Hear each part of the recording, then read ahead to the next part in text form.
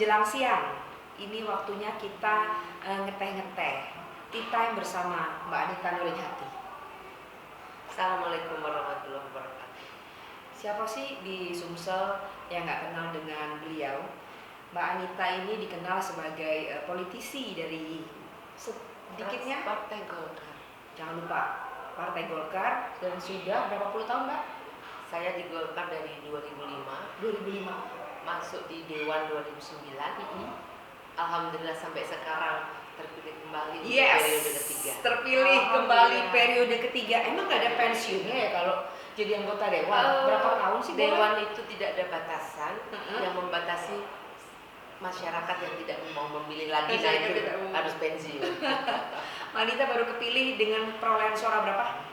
Saya sebetulnya untuk perolehan suara di periode ketiga ini tidak jauh beda dengan periode kedua. Hanya sekitar 500 suara kenaikannya. Sekarang adalah 16.800 kalau nggak salah, 700 atau 800. Yang periode kemarin 16.200 sampai 300. Jadi artinya memang konstituen mantap saya yang masih memilih saya, karena saya mengakui bahwa di periode ketiga ini sangat luar biasa, sangat luar biasa. Apa Mbak yang bikin lebih tough, lebih struggle untuk bisa duduk kembali sebagai anggota dewan? Sebetulnya bukan kita Mbak ya, bahwa kita masih diminta untuk duduk di DPRD provinsi oleh partai, dan pada kampanye 2019 ini itu persaingan luar biasa. Yang menjadi calon itu orang-orang hebat semua. Orang hebat dalam artian segi materinya, segi intelektualnya lebih mapan. Sehingga kalau kita bicara basis, itu yang nomor satu yang bisa mendapatkan kita dasar. Kalau kita bicara money ini ya, fulus itu lebih banyak yang punya, gitu ya, luar biasa. luar biasa ya. Dan bicara masyarakat lebih pintar lagi untuk menerima ini. Gitu nah ya? Itu yang menjadi masalah. Masyarakat saya untuk di periode ketiga ini kita semakin sangat tidak mengerti. Mereka banyak permintaan. Artinya permintaan nanti kalau jadi mintanya ini, mintanya ini, mintanya ini. Saya selalu mencatat di saat saya kampanye. Apa yang menjadi janji saya itu harus saya bayar. Dengan catatan di daerah itu adalah memang memilih saya. Tapi ternyata yang banyak meminta itu ternyata minta tok. Jadi dia meminta, kita sudah adalah yang kita penuhin, tetapi suara ternyata nggak berbanding, tidak signifikan, nggak sama. Yang saya tidak paham, masyarakat banyak meminta, masyarakat banyak menuntut, tapi tidak konsekuen. Pada saatnya saya jadi, saya turun, dia bisa ngomong, Ibu sudah jadi, tetapi Ibu tidak menunaikan ininya. Padahal saya punya data, di mana kecamatan yang memang memilih saya banyak, itu yang menjadi prioritas saya. Saya contohkan di daerah Gandus. Gandus itu sudah Balik wilayah mana aja? Kecamatan Gandus, IB1, IB2, Bukit Kecil, dan seluruh seberang. SU1, SU2, Kertapati, Pelaju. Contoh Gandus. Gandus minta untuk ada pengadaan jalan lah yang ini. Tapi apa kenyataannya? Yang menurut saya tidak signifikan, Mbak.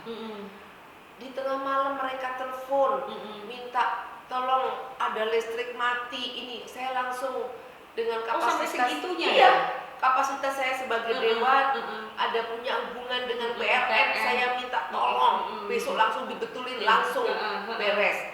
Air sampai saya ibarat kata ngemis, tapi apa?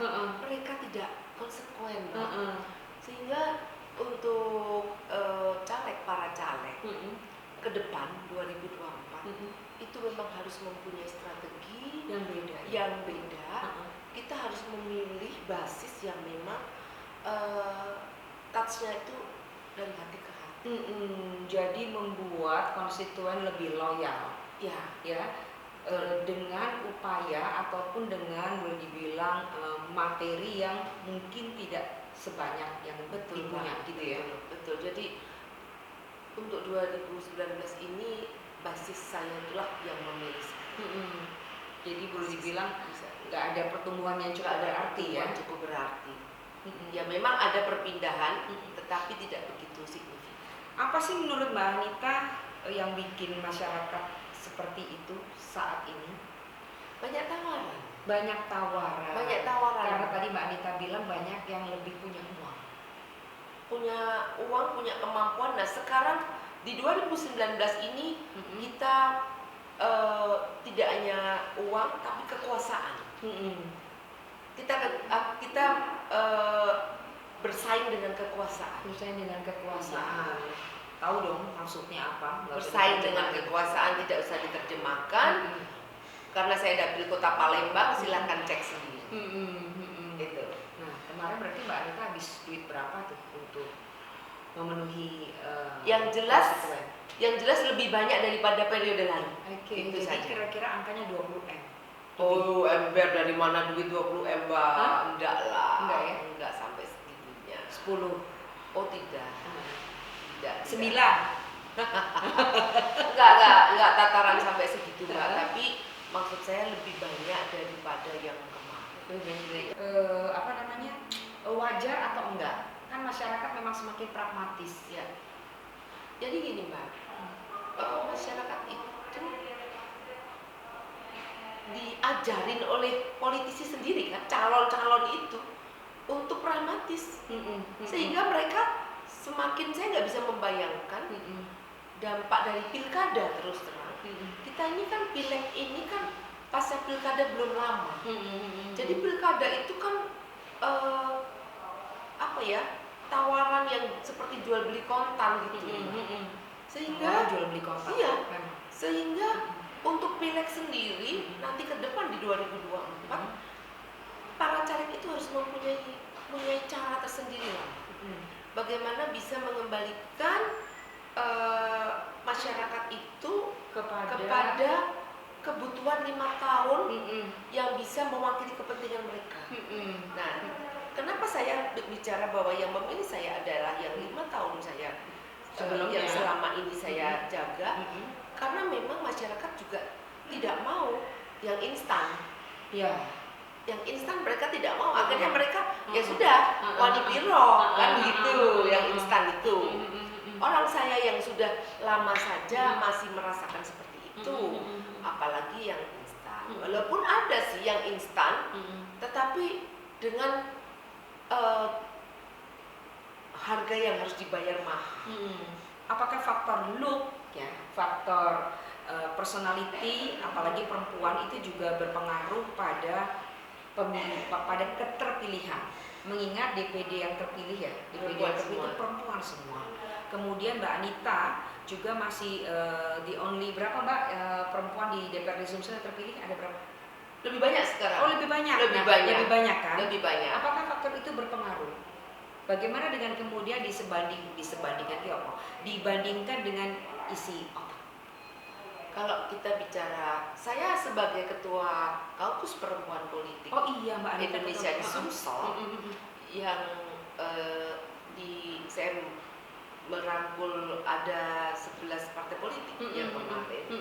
Saya merasa bangga bahwa di periode 2019-2024 ini keterpilihan perempuan lebih meningkat daripada kemarin. Contoh kalau Golkar masih stuck, 3. PDI yang luar biasa, dari 11 kursi 7 perempuan. Demokrat ada berapa? Yang pastinya perempuan lebih banyak daripada kemarin. Keterpilihan awal, bukan PAW. Kalau kemarin kan lebih banyak, tapi karena PAW. Golkar PAW-nya perempuan, Gerindra perempuan, semuanya tuh kebanyakan perempuan lah. Atau PDI, saya lupa. Kalau ini betul-betul starting awal itu adalah perempuan. Tetapi saya juga menghimbau perempuan yang terpilih hendaknya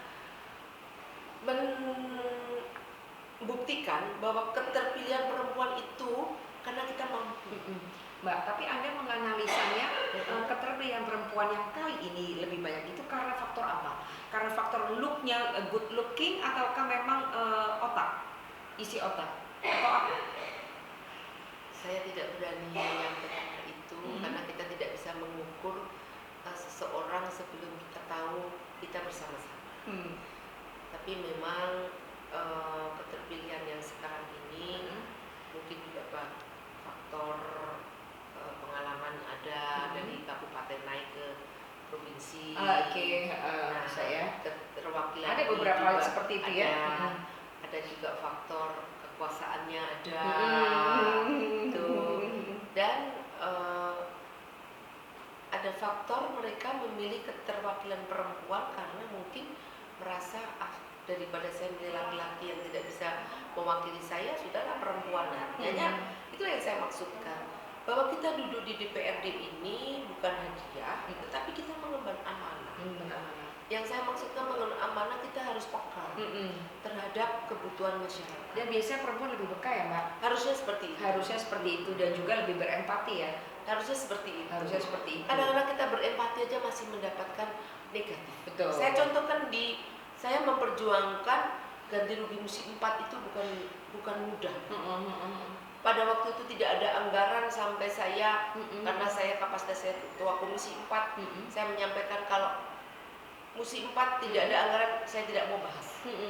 Pada waktu itu. Akhirnya diberikanlah anggaran musim 4. Tapi apa? Sampai sekarang anggaran itu belum juga dicairkan. Nah, masyarakat alasannya ya masih inilah. Masyarakat tidak mau paham. Tidak mau paham bahwa kami di DPRD itu hanya sebatas menganggarkan. Tapi untuk siapa yang akan menerima itu bukan urusan saya. Itu ada surat yang menyatakan kenapa Ibu Anita yang mengatur dan lain sebagainya. Nah, ini kadang-kadang yang masyarakat tidak paham. DPRD itu hanya 3 fungsi: budgeting, pengawasan, dan legislasi. Tugas kami DPRD untuk bagaimana menganggarkan yang tidak dianggarkan oleh masyarakat. DPRD mengawasi apabila ada program yang tidak memenuhi aturan hukum, kita harus tegur. DPRD membuat suatu peraturan untuk mendukung undang-undang yang lebih tinggi. Nah, itu tugas kami. Jadi masyarakat harus paham tugas fungsi pokok dari DPRD. Dan DPRD itu bukan segalanya bisa loh. Bukan tidak punya pabrik uang. Semuanya bisa diatur. Kita juga punya keterbatasan. Apalagi ranahnya adalah politik yang sangat dinamis. Betul. Kita tuh punya banyak keterbatasan. Oke, Wanita, sebelum kita ngobrol lebih lanjut dan kayaknya lebih seru, kita coba tehnya. Ini teh sengaja disiapin oleh Mbak Riri. Coba kita tuang dulu. Aku langsung minum kan sudah dituang ya. Iya, dituang. Oke. Ini tehnya warna biru, keren banget. Mana ini? Coba kita minum air apa? Lucu deh, Mbak. Lucu, tehnya membiru. Ini kayak apa? Tapi ini bukan teh tinta ya, Mbak? Makanya Karena aku baru bilang. karena di sini karena percetakan, jadi tehnya aja biru. Kayaknya iya sih. Takutnya dicampur dengan tinta.